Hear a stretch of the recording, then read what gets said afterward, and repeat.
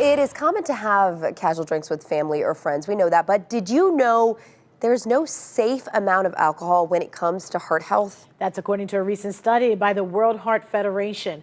It found that even moderate drinking reserved for the weekend can have social, emotional, and psychological impacts. And that's why this month we're shining a spotlight on the dangerous effects of binge drinking. You may have heard about dry January, but what about sober October? It's actually a trendy topic to give your body a rest from alcohol. And one local man is using it as a way to start a conversation about the danger of alcohol abuse and addiction. John Rudder joins us live now to share his story. Good morning, John.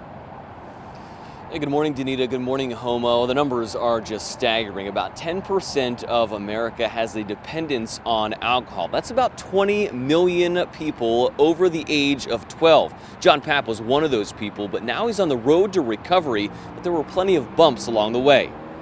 For John Papp, his battle with alcohol started at a young age. Started drinking pretty early with friends, schoolmates, maybe 5th, 6th, 7th, 8th. And like many, he kept it hidden in plain sight. I was never sloppy. I looked presentable, but it was a facade. I didn't realize it until I got sober. Looking back at it, it was a problem. But it wasn't long before John's problem began to take its toll.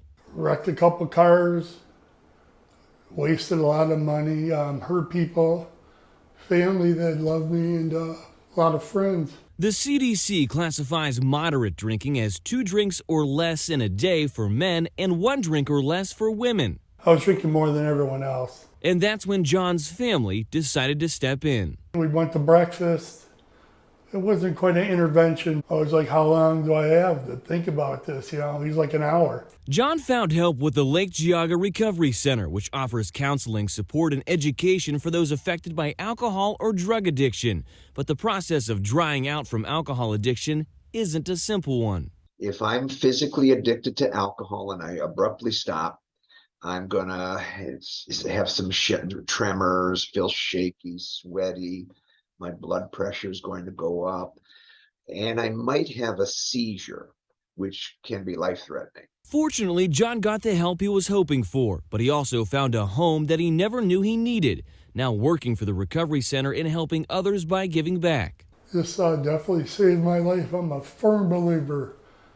I'm alive only because of this change of life. Recovery from addiction is never a finished product, and after suffering a massive heart attack 7 months ago, John still works every day to make sure his life stays on the right track. I just love it. So this is my new lifestyle. I wish I would have learned it 30 years ago, but it is what it is, and now is now. And you just live a nice life, man. You just be a nice person, and good things happen to you. So what can you do? Well, know that help is always available. You can seek out an addiction counselor to get an assessment just to see if there is a problem and how serious it is. From there, you can come up with a game plan with your physician to explore any treatment options. Danita, Homa. All right. Thank you so much, John.